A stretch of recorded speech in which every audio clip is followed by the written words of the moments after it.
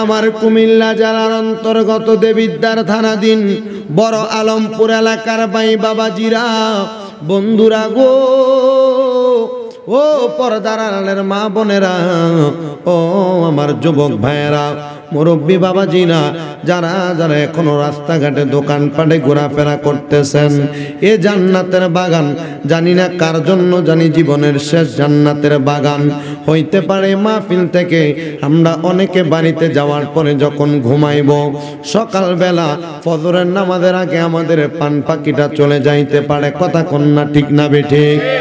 ওই আল্লাহ পাক রব্বুল আলামিন আমাদের হায়াতের মালিক, ওই আল্লাহ পাক রব্বুল আলামিন আমাদেরকে হায়াত প্রদান করলেন। আবার কুল্লু নাফসিন যায়িকাতুল মাউতের অন্তর্ভুক্ত কইরা আল্লাহ পাক আমাদের হায়াতটাকে নিয়ে যাবেন, আমাদের পান পাখিটাকে আমাদের দেহ থেকে সরাইয়া নিয়ে যাবেন। এই জন্য যে আল্লাহ পাক এত ক্ষমতার মালিক, ওই আল্লাহকে খুশি করার জন্য একটা মানুষও জবান বন্ধ রাখবেন না। যাদের জবান আছে তাদের কাছে আমার দাবি আছে, যাদের জবান নাই তাদের কাছে আমার কোনো দাবি নাই। জবানওয়ালা বাবারা ডান হাত তুলে বলেন, এই জবান যিনি দিয়েছেন তিনার নাম কি? ওই আল্লাহকে আল্লাহ বলে ডাক দিলে লাভ আছে না নাই?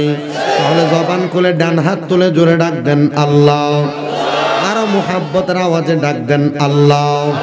এবার দুইটা হাত তুলা পরে ইয়া রাসূলুল্লাহ, মুহাব্বতের আওয়াজে পরে ইয়া রাসূলুল্লাহ। এবার জবান খুলে পরে ইয়া ওলি আল্লাহ। বন্ধুরে আমার, আজকে বড় আলমপুর হযরতে সেরাগালী শাহ রহমতুল্লাহ আলাইহির স্মরণে ৯৭তম বাৎসরিক ওয়াজ দোয়ার মাহফিল। এই মাহফিল শুধু হযরতে সেরাগালী শাহর স্মরণে নয়, এই মাহফিল এলাকার কবরবাসীর স্মরণে, এই মাহফিল সারা বিশ্বের মুসলমান ইমানদারের দোয়ার স্মরণে। কথা কন্যা ঠিক না বেঠিক? এই জান্নাতের বাগান মাহফিলের মধ্যে যারা বসে গেলা, আজকের মাহফিলে যারা বসলেন, অনেকের মা নাই, অনেকের বাবা নাই। পর্দার অন্তরালে কত মা বোনেরা বসে আছে গো, যেই মা বোনেরা আজকে ধৈর্যের সাথে আলোচনা শ্রবণ করতেছেন। কিন্তু চিন্তা করো মুসলমান, আমার আল্লাহ পাক রব্বুল আলামিন আপনাকে আমাকে এমন একটা ময়দানে একদিন উপস্থিত করবেন, যে ময়দানটার নাম হলো হাসরের ময়দান। ওই সময় পুরুষ বুঝি না, নারী বুঝি না, কোনো দলের ভেদাভেদ বুঝি না, সবাইকে একসাথে হাসরের ময়দানে উদয় করা হবে। নবী আমার ডাক দিয়ে বলে, হাসরের ময়দানে উম্মতের কেমন অবস্থা হবে জানো? ইয়া রাসূলুল্লাহ, নবী গো, আপনার কাছে জানতে চাই কেমন অবস্থা হবে।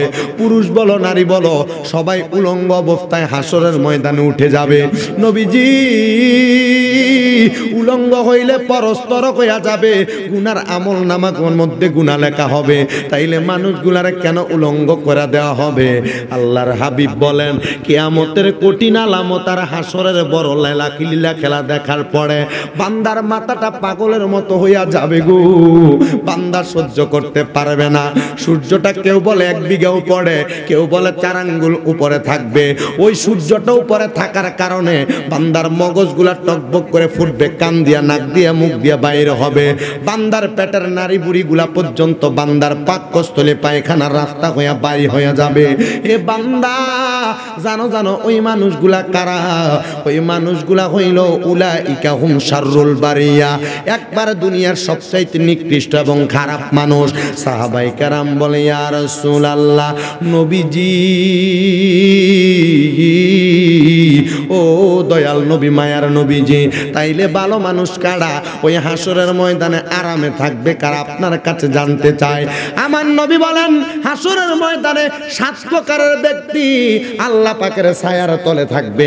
ইয়া রাসূলুল্লাহ, 7 প্রকারের ব্যক্তি তারা কারা? তাদের পরিচয়টা জানতে চাই। আমার নবী বলেন, 1 নম্বরে হলো ইমামুল আদল, ন্যায়পরায়ণ নেতা। 2 নম্বরে হলো আল্লাহর কোরআন তেলাওয়াতকারী। 3 নম্বর ওয়া ইবাদাতিস সালাত, আল্লাহর ইবাদত নামাজ আদায়কারী। 4 নম্বরে পরোপকারকারী। 5 নম্বর হলো এমন যুবক ভাইয়েরা, যে যুবকগুলা গুনার কাছ থেকে আল্লাহর কাছে তওবা করে ফিরে এসেছে। ওই গুনাহটাকে এমন ভাবে ঘৃণা করে যেমন ভাবে সে একটা আগুন, জ্বলন্ত আগুনে পড়তে ঘৃণা করে।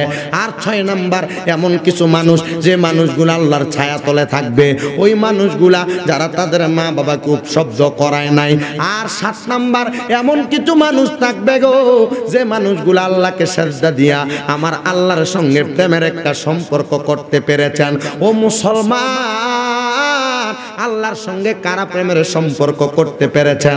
আর আমার আল্লাহ কাদেরকে বলেছেন প্রেমিক মানুষ? ও মুসলমান শোনো শোনো শোনো, যারা নামাজ আদায় করেছে, যারা আল্লাহর ইবাদত করেছে, যাদের ঈমানটা পরিপূর্ণ করেছে, আল্লাহ পাক রব্বুল আলামিন সূরা বাইয়িনার, আল্লাহ পাক রব্বুল আলামিন সূরা বাইয়িনার 7 নম্বর আয়াতের মধ্যে আল্লাহ বলতেছেন ইন্নাল্লাযীনা আমানু ওয়া আমিলুস সলিহাতি উলাইকা হুম খায়রুল বারিয়া। হে আমার বান্দারা, নিশ্চয় যারা ঈমান এনেছে এবং নেক আমল করেছে, আমি আল্লাহ ঘোষণা করলাম উলাইকা হুম খায়রুল বারিয়া, ওই বান্দাগুলা হলো ভালো মানুষের মধ্যে সবচাইতে বেশি ভালো মানুষ। ও আল্লাহ, ওই ভালো মানুষগুলার পরিচয় কি? আমরা কি ভালো মানুষগুলাকে দেখতে পাবো নাকি? আল্লাহ বলেন, ও দুনিয়ার বান্দা শুনে নাও, অবশ্যই দেখতে পাবে। আর যদিও না দেখতে পাও, তাদের অনুসরণ তোমরা করবে। ও আল্লাহ কেমনে অনুসরণ করবে? আল্লাহ বলে ইন্না রাহমাতাল্লাহি করিবুম মিনাল মুহসিনিন, নিশ্চয় আমি আল্লাহ রহমত ওই মুহসিনিন বান্দার নিকট গেলে পাওয়া যায়। আল্লাহ গো, ওই মুহসিনিন বান্দা কারা?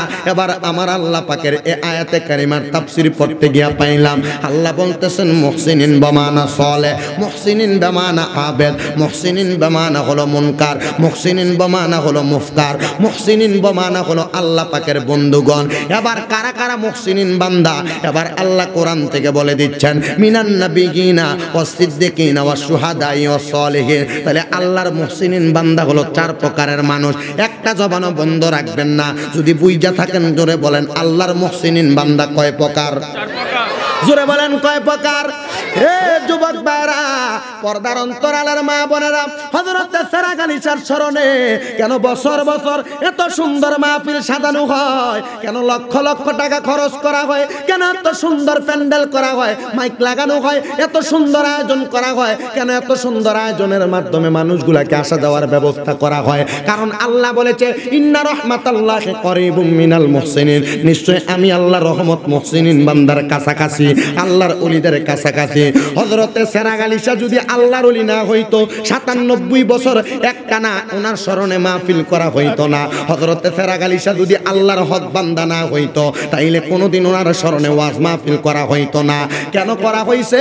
আল্লাহ পাক রব্বুল আলামিন ডাক দিয়া কয় বান্দারে, ও আমার বান্দা, আমি আল্লাহর প্রিয় বান্দার মধ্যে 4 শ্রেণীর মানুষের মধ্যে এক শ্রেণীর মানুষ মিনান নাবিয়িন নবীগণ, ওয়াস সিদ্দিকিন সিদ্দিকগণ সত্যবাদীগণ, ওয়াস সিদ্দিকিনা ওয়াস শুহাদা এবং শহীদগণ, ওয়াস সালিহিন।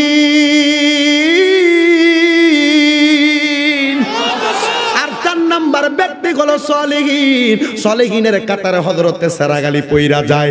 আমার আগে আপনাদের ইমাম সাহেব হুজুর অত্যন্ত সুন্দরভাবে বলেছে, ঢাকা শহরের বাদশাহী লইয়া রাখছে ছাতা সিলাই করা ব্যক্তি, ঢাকা শহরের বাদশাহী লইয়া রাখছে ছাতা সিলাই করা ব্যক্তি সেরাগ আলী শাহ হইতে পারে দেবিদ্বারের আলমপুরের মধ্যে, বড় আলমপুরে বৈশা রইছে। আল্লাহর কসম, হযরতে সেরাগ আলী শাহ রাহমাতুল্লাহ আলাইহি দেবিদ্বারের আলমপুরের এই কন্যারের মধ্যে বৈশা আমার আল্লাহর সাথে লা তাকনাতু মির রাহমাতিল্লাহর অন্তর্ভুক্ত হইয়া আমার আল্লাহর সঙ্গে প্রেমের আলাপ করে। কথা বলেন ঠিক না বেঠে? নির্ভেজাল বুঝার মতো আলোচনা। চেষ্টা করবেন শামীম রাজা মাহফিলে ঢুকার আগে যত রকমের সমালোচনা করেন না কেন, শামীম রাজার জীবনে যত রকমের কথা বলি না কেন, প্রত্যেকটা কথা শামীম রাজা নবীর মুহাব্বতের কাতারে থাইকা বলি। আমি চাই অন্ধকার কবরে যাওয়ার পর আমার প্রশ্ন করবে 3টা। এর মধ্যে 1 নাম্বার মান রব্বুকা ওয়ামান দীনুকা ওয়ামান নাবিয়ুকা। ও মুসলমান, প্রথম 2টা প্রশ্নের জবাব সবাই দিতে পারবে, কিন্তু 3 নাম্বার প্রশ্ন ওমান হাজার রাসূল, হে ব্যক্তিকে চিনুনি? আমার নবীকে সামনে দিয়া বলা হবে এই ব্যক্তিকে চিনুনি? মুসলমান, আপনি নবীকে চিনা লাগবে না গো। যদি আপনি নবীর সুন্নত মোতাবেক আপনার জীবনটাকে সাজাইতে পারেন, আমার নবী বলে তুমি আমাকে চিনা লাগবে না, আমি নবী তোমাকে দেখেই বলবো তুমি আমার উম্মত। ও মুসলমান, বড় আলমপুরের মানুষ, আপনি আমি চিন্তা করা প্রয়োজন আপনার আমার জীবনটা ঠিক তেমন ভাবে সাজানো হয়েছে কিনা। আপনারা জবান খুলে বলেন, তাহলে কয় প্রকারের ব্যক্তি আল্লাহর প্রিয় হওয়ার জন্য যথেষ্ট? 4 প্রকার। 1 নাম্বার নবীগণ, 2 নাম্বার সিদ্দিকগণ, 3 নাম্বার শহীদগণ, আর 4 নাম্বার হলো সলেগণ। হযরতে সেরাগ আলী শাহ রাহমাতুল্লাহ আলাইহি উনি একজন সলে বান্দার অন্তর্ভুক্ত। তাহলে আল্লাহর প্রিয় বান্দা কথা কি বুঝতে পারতেছেন? এগুলা কি কোরআনের আইনের বাহিরের কথা? কথা বলে না। কোরআনের আইনের বাহিরের কথা, কোরআনের বিপক্ষের কথা। আমার কথাগুলো ভুল হতে পারে, হবে। দেখেন না, ধরেন, আসেন, ক্যামেরাগুলো রেডি, সোশ্যাল মিডিয়ার মাধ্যমে আপনার সাথে আমার কথা হোক। আপনি যদি আমি ভুল বলে আমাকে ধরাইয়া দেন, আর যদি আমি ভুল বলে এখান থেকে চলে যাই, আপনি আল্লাহর কাছে জবাবদিহিতা করা লাগবে। হাসরের ময়দানে আমি আপনার কালারের মধ্যে ধরবো, আল্লাহ আমি ভুল বুঝাই গিয়ে বড় আলমপুরের মানুষটা চলে আসছি, এই আলেম আমাকে ধরে নাই, আল্লাহ আপনি এটার বিচার করবেন। আর যদি আমি সঠিক কথা বলি, সমালোচনা থেকে বাহিরে থেকে আমার কথা আপনি মানতে বাধ্য, ঠিক না বেটে? গভীর মনোযোগের সাথে বুঝবেন, আল্লাহ পাকের বন্ধুদের সম্মান। আমি আজকে 4 প্রকারের ব্যক্তি থেকে 2 প্রকারের ব্যক্তির কথা বলবো, আর 2 প্রকারের কথা রাইখা যাব। কারণ একবার যদি সব খাওয়াইয়া দেন, পেট ভরা বাড়ি থেকে গেলে দেখবেন বেড়া কইব এই ভালাটা বেশি বালা হইছে না। কথা বুঝেন নাই? এজন্য কোন খাবার খাওয়ানোর আগে একটু কম করে খাওয়াইবেন। দেখবেন এই খাবারটা কম করে খাওয়াইলে লোকটা করবো না, খানাটা বেশি মজ হয়েছে। আর যদি একবার বেশি করে খাওয়ান, এটা যদি একবারে কাচ্চি বিরিয়ানি যেটা ঢাকে এটাও যদি হয়, ফ্যাট করে খাওয়াইলে না মুখ মেরে, হ্যাঁ ঠিক না? তা আমার ওয়াজের ধারাবাহিকতার কিছু সিস্টেম আছে, আমি ওই সিস্টেমে ওয়াজ করি। আমি তো দেখেছি অনেকে রাস্তাঘাটে বিচ্ছিন্ন বিক্ষিপ্তভাবে ঘোরাফেরা করে, তা আমি ওনাদেরকে আনার জন্য আমি এক ধারাবাহিকতা ওয়াজ করেছি। আমার ওয়াজের ধারাবাহিকতা একরকম। আপনারা যারা আমার কথাগুলো শুনতেছেন, আল্লাহ পাক রব্বুল আলামিন যাদেরকে কবুল করেছেন এরাই কিন্তু মাহফিল আসবে, ঠিক না? আপনারা বোঝেন না, এই যে পুকুরে পানি, পুকুরটা একবারে মনে করেন শুকিয়ে গেছে, পুকুরে পানিগুলো সেচ দেওয়ার পরে হিচ্ছা লাউনের পরে, খাস বাংলা যেটা হিচ্ছা লাউনের পরে, পুকুরের সব পানি ফালাইয়া দেওয়ার পরে পুরা পুকুর শুকাইয়া একবার মাটিগুলা ফাটা দিয়ে দিছে। আপনি যদি এই জায়গার ভিতরে আইনা ফাঙ্গাস মাছের যদি মনে করেন যে 100 ফোনা ছাড়েন, আচ্ছা এটি কি মাছ থাকবো না 1 মিনিটে মরবো? মরবো না কেন? পানি নাই। তো যারা আল্লাহ এবং তার রসুল কোরআন সুন্নাহর প্রেমী, এরা পানি ছাড়া বাঁচতে পারে না। মাছ যেমন পানি ছাড়া বাঁচে না, আল্লাহ রসুলের প্রেমিক কোরআন হাদিসের আলোচনা শুনলে এরা সেখানে আশা ছাড়া বাঁচতে পারে। তো যারা দোকানপাটে ঘোরাফেরা করতেছে এরা হয়তো বা আল্লাহ পাক কবুল করে নাই, এজন্য আসতে পারে না। আল্লাহ যাদেরকে কবুল, আপনারা কি মানুষ, আমি আসার সময় বাড়িতে দেখলাম পিছনের দিক দিয়ে কোনো মহিলা আপনাদের সাথে 2 ডাবল হবে কি? আলহামদুলিল্লাহ পড়েন না কেন? জোরে পড়বেন না আলহামদুলিল্লাহ? হুজুর মহিলাদের হেদায়েতের দরকার আছে, আউলিয়া কেরামের প্রেমিক হওয়ার দরকার। ওইখানে একটা প্যান্ডেল করা আছে, আল্লাহ কবুল করুন, আমিন পড়েন। আরো জোরে পড়েন আমিন। আমার ভাইরা বাবারা বন্ধুরা, এই জন্য আল্লাহ পাকের বন্ধুদের জীবনী থেকে আমি আমার আলোচনার ধারাবাহিকতা রক্ষা করব। কয় প্রকারের মানুষ নিয়ে কথা বলবো বলছি? কয় প্রকারের কথা? 4 প্রকারের মধ্যে 2 প্রকার নিয়ে কথা বলবো। মিনান নাবিন, 1 নাম্বার নবী, মাঝখান দিয়া সুহাদা এবং সিদ্দিক 2 জনকে রাইখা গেলাম। এটা ফেডারে খিদা থাকবে, এরপরে ইনশাআল্লাহ শোনানো হবে। আর 4 নাম্বার হলো সলিহিন। এই প্রথমটা এবং শেষটারে নিয়ে কথা বলার চেষ্টা করব। গভীর মনোযোগ নিয়ে শুনবেন। এই জন্য আমি সবাইকে বললাম আল্লাহকে আল্লাহ বলে ডাক দেওয়ার জন্য। আপনারা জবান করে আল্লাহ বলে ডাক দিয়েছেন, কিন্তু সন্তোষজনক না হলো কোন রকম আল্লাহ বলে ডাক দেওয়া হয়েছে। যদি ওই মনিবকে খুশি করতে চান, আমার রাসূল সাল্লাল্লাহু আলাইহি সাল্লাম বলতেছেন, আল্লাহর কোন বান্দা দুনিয়ার জমিন থেকে যদি আল্লাহকে আল্লাহ বলে ডাক দিয়ে ইন্তেকাল করতে পারে, আমার আল্লাহ পাক রব্বুল আলামিন ওই বান্দাকে দুনিয়া এবং আখিরাতের মধ্যে অনেকগুলা পুরস্কার প্রদান করবে।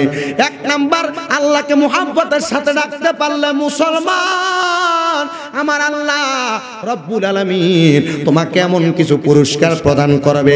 1 নাম্বার পুরস্কার, আমরা দুনিয়াতে কি কম বাঁচতে চাই না বেশি? অবশ্যই বেশি বাঁচতে চাই, সবাই বেশি বাঁচতে চায়।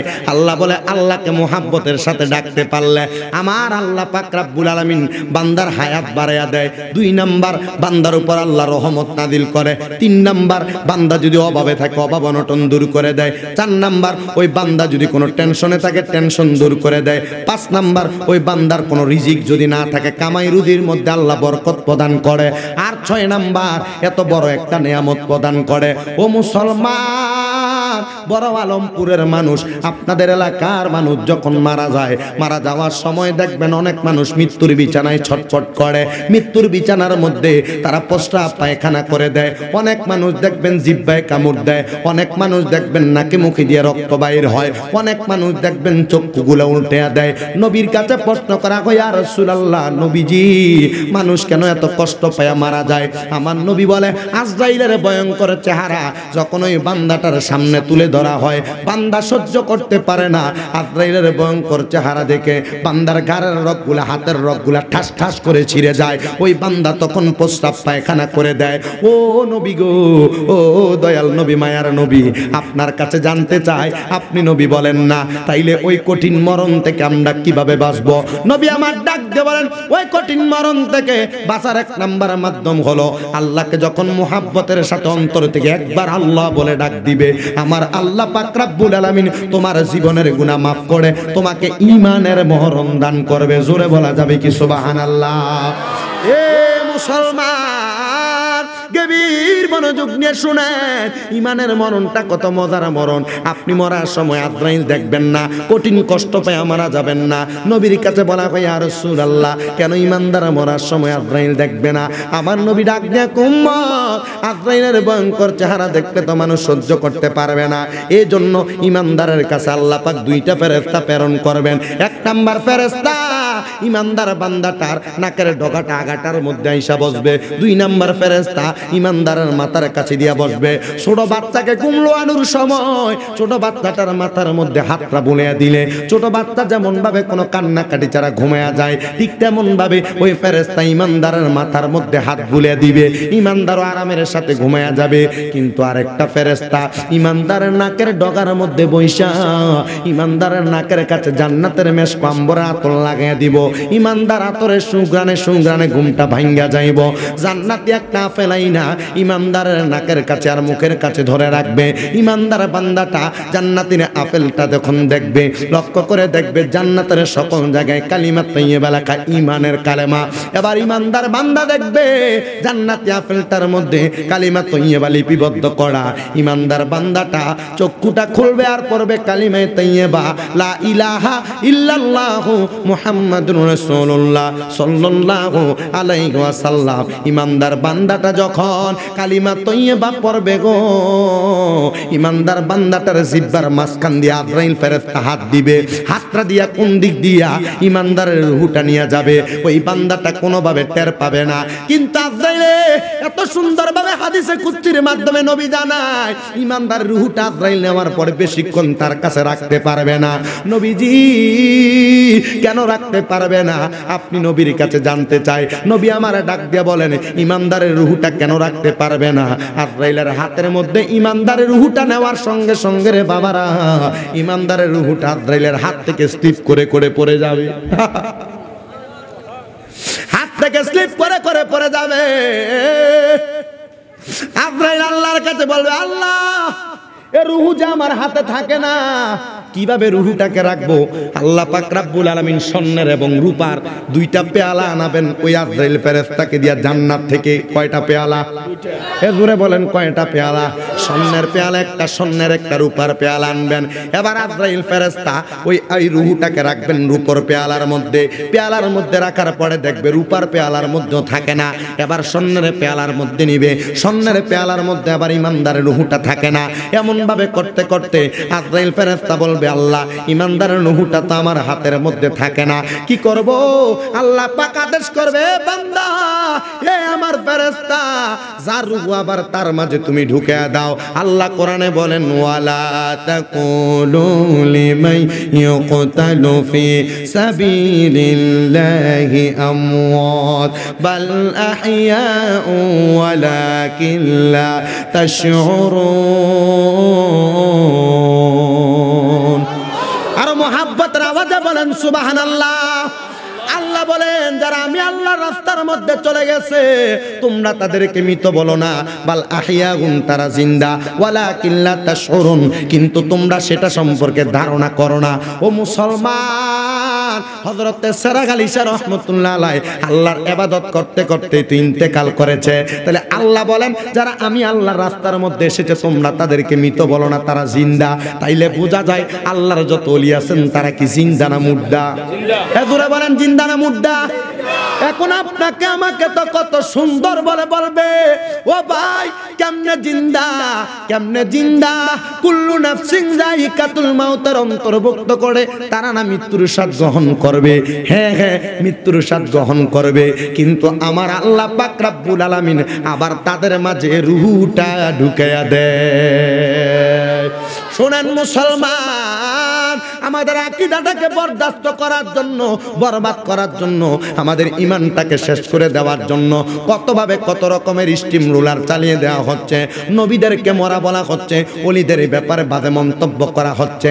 না না না, যদি আল্লাহর ওলিরা এবং নবীরা মরে যায়, ও মুসলমান আপনি আকীদা পোষণ করবেন, যা গুনাহ হইব শামীম রেজারে দিয়া দিবেন, আমি গুনার বোঝাগুলা নিমু।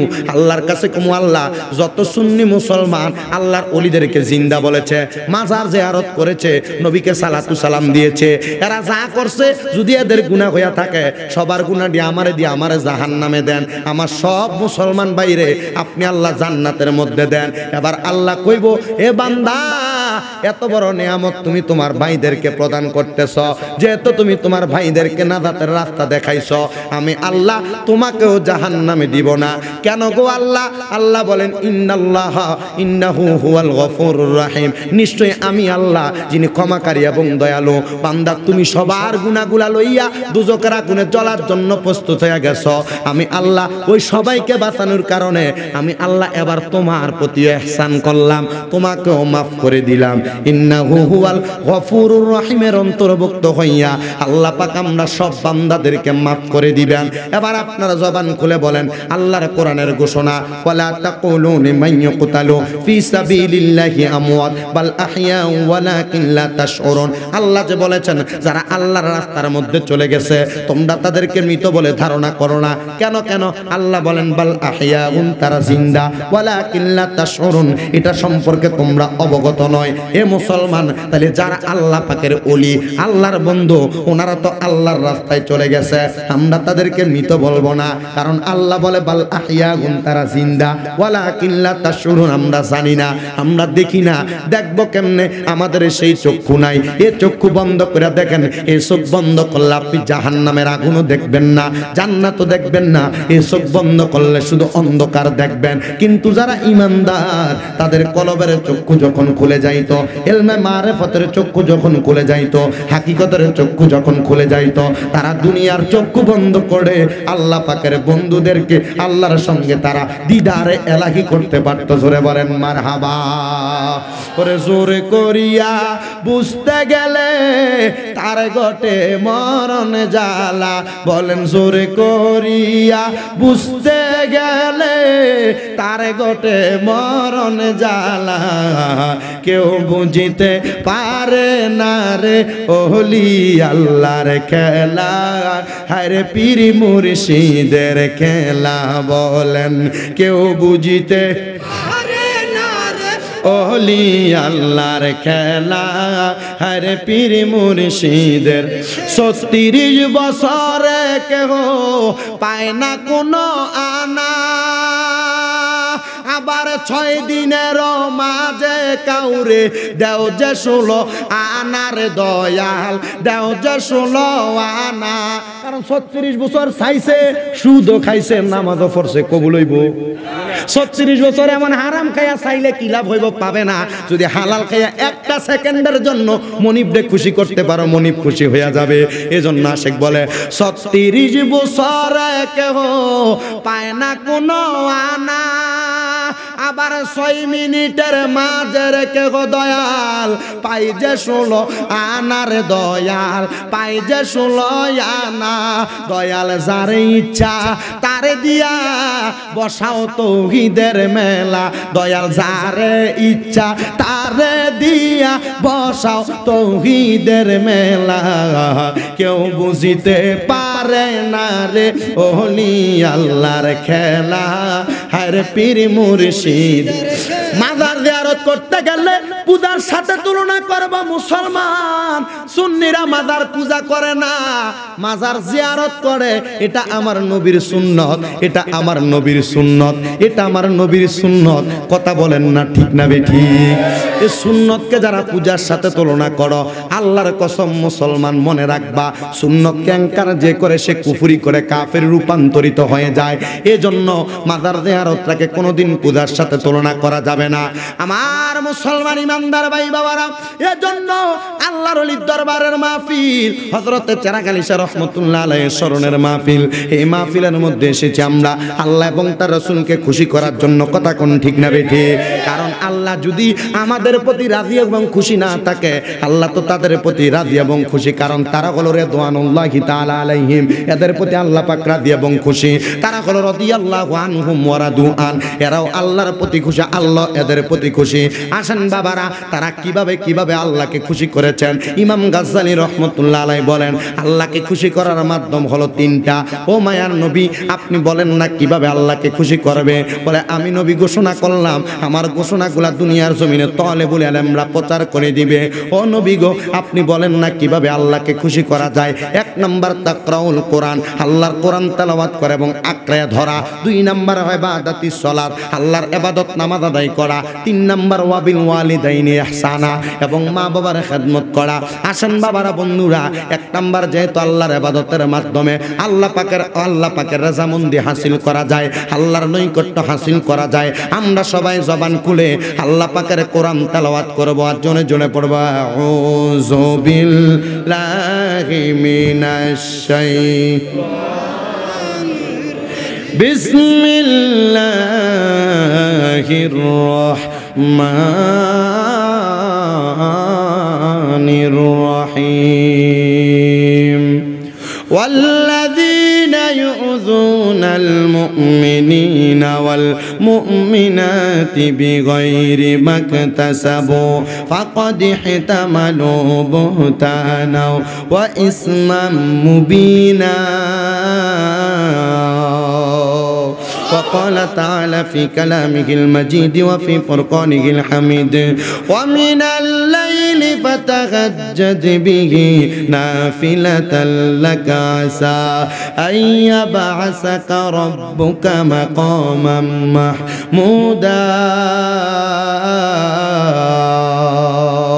وقال في حديث الشريف عن أنس رضي الله تعالى عنه قال قال رسول الله صلى الله عليه وسلم ألا أنبئكم بخياركم؟ قالوا بلى يا رسول الله قال خياركم الذين إذا رؤوا ذكر الله عز وجل. رواه ابن ماجه كما قال عليه الصلاة والسلام. যাদের গুনাহ নাই তাদের কাছে আমার কোনো দাবি নাই। গুনাহ যদি থাইকা থাকে, আসেন না জবান খুলে আমরা সবাই ওই মনিবের জিকিরের মধ্যে মশগুল হয়ে যায়। চক্ষুটা বন্ধ করে দিয়ে নিজের কলবের দিকে খেয়াল করবেন, আল্লাহ যেন জীবনের গুনাহ মাফ করে। একটু জবান খুলে জোরে জোরে আল্লাহর জিকির করবেন আর ডাক দেন, আল্লাহ আল্লাহ আল্লাহ আল্লাহ আল্লাহ।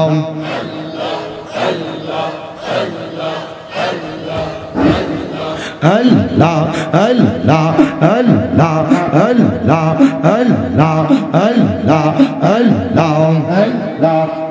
Allah Allah Allah আমরা পাপী গুনাহগার গো ডাকে আল্লাহ তোমাকে মাশাআল্লাহ আল্লাহ আল্লাহ মাফ কইরা দাও যত গুনাহ নূরে নবীজির খাতিরে আমরা পাপী গুনাহগার গো মাফ কইরা দাও আমারে মাশাআল্লাহ আল্লাহ আল্লাহ আল্লাহ আল্লাহ আল্লাহ আল্লাহ আপনি মেহের বান গো নবীজি আপনি মেহের বান ও গো নবীজি আপনি মেহের বান মারহাবা আল্লাহ আল্লাহ আপনার জন্য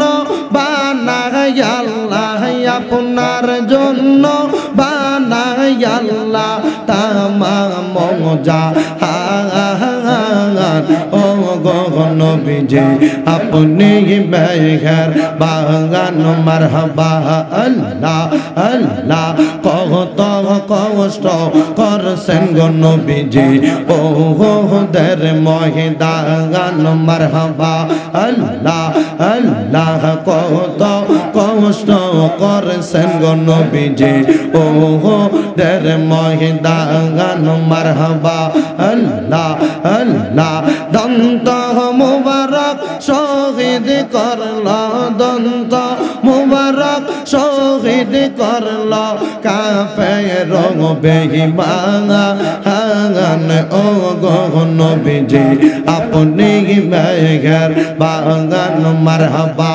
আল্লাহ আল্লাহ আপনি আল্লাহর প্রিয় গো হাবিব আপনি দয়া বাগান মাশাআল্লাহ আল্লাহ আল্লাহ আপনার জন্য বানাই আল্লাহ আপনার জন্য বানাই আল্লাহ তামাম জাহান ও গো নবীজি আপনি মেহের বাগান মারহাবা আল্লাহ আল্লাহ আল্লাহ আল্লাহ আল্লাহ সারা গালিশা মাওলানা আমরা তোমার দিওয়ানা সারা গালিশা মাওলানা আমরা তোমার দিওয়ানা আমাকে তুমি বইলা যাইও না রে মুর্শিদ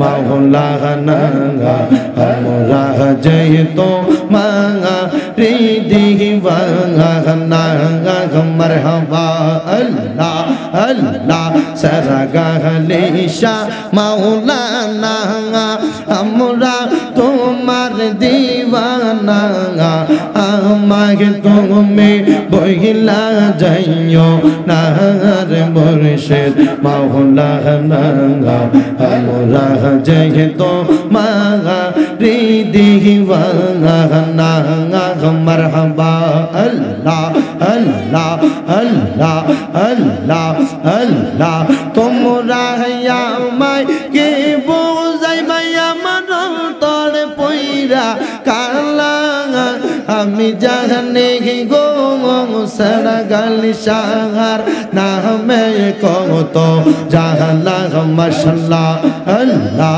আল্লাহ আমরা বুঝি গো দয়াল নামে আছে কত জাহালা মাশাআল্লাহ আল্লাহ আল্লাহ মান কোন মান সব হারাইলাম গাইথা নামের মালা হাই গো গাইথা নামের মালা মারহাবা আল্লাহ আল্লাহ আল্লাহর জিকির করতে করতে হইলাম পাগল পারা মাশাআল্লাহ আল্লাহ আল্লাহ মাওলার জিকির করতে করতে আমরা হইলাম পাগল পারা আমি জানি গো মুর্শিদ নামে আছে কত জাহালা মারহাবা আল্লাহ আল্লাহ আল্লাহ আল্লাহ আল্লাহ আল্লাহ লা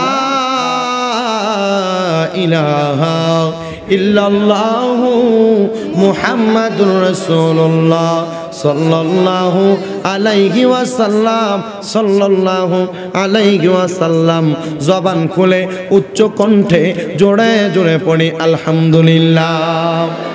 আপনারা মোহাব্বতের আওয়াজে পড়েন, আমরা সবাই জিকির করলাম জিনা, তিনার নাম কি? আল্লাহর জিকির করলে আল্লাহ খুশি না বেজার?